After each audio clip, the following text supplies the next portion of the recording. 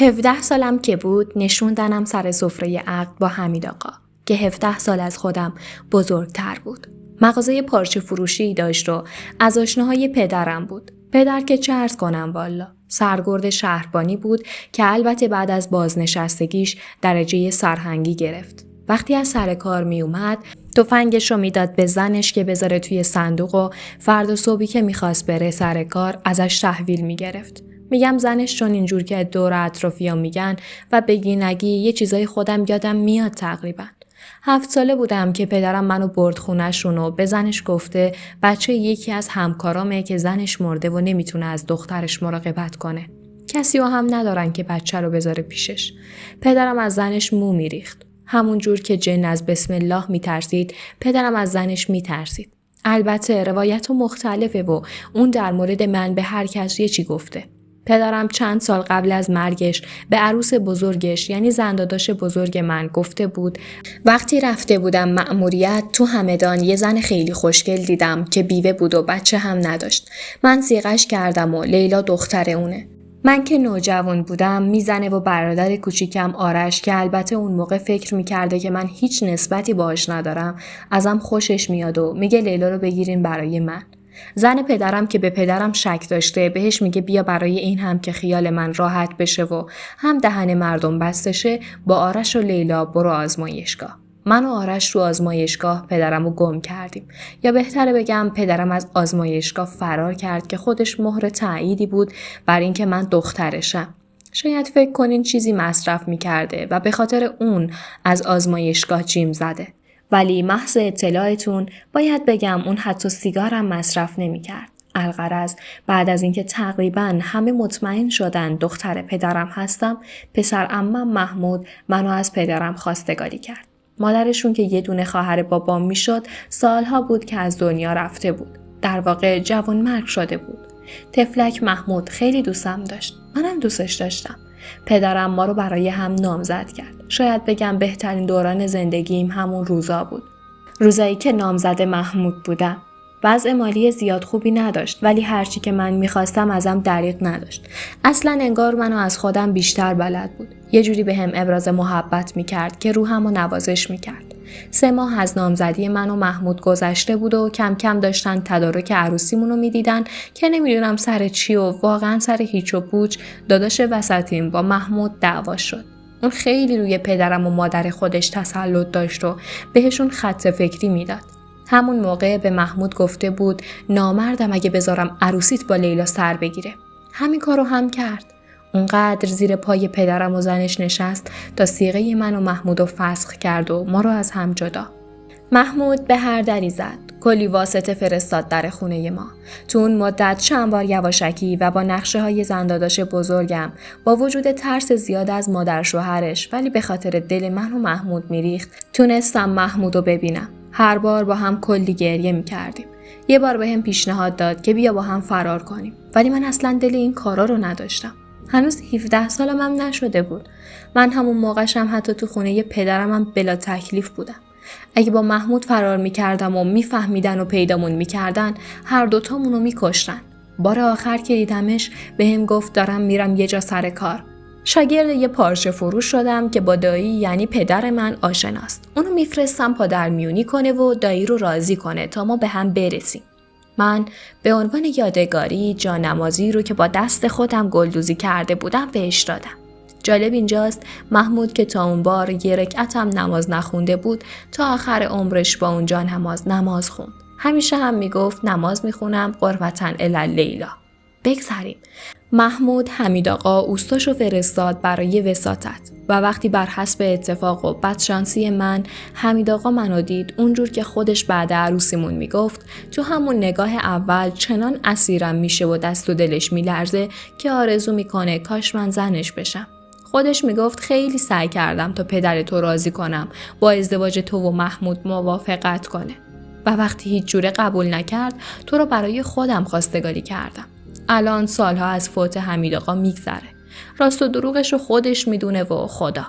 وقتی فهمیدم منو میخوان واسه حمید آقا عقد کنن، شناسنامه‌مو که بعد از کلی کشمکش و حرف و حدیثی که مردم در آوردن، پدرم به نام خودش و زنش برام گرفته بود و پاره کردم و با عرض پوزش ریختم تو چاه توالت. اما از اونجا که پدرم سرهنگ بود و همه جا خرش میرفت و آشنا زیاد داشت، همونجوری بدون شناسنامه منو به عقد حمید آقا در آوردن. قرار شد هفته بعدش پدرم شناسنامه‌مو ببره محضر. نشون به اون نشون که برای معافی پسرم برام شناسنامه گرفت.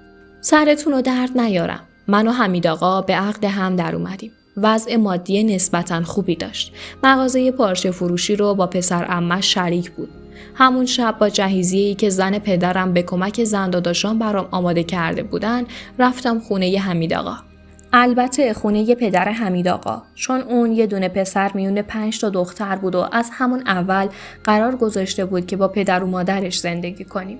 منم که رنگ مادر به خودم ندیده بودم، بعدم نمیومد با کسی که مادر صداش میزدم زیر یه سقف زندگی کنم.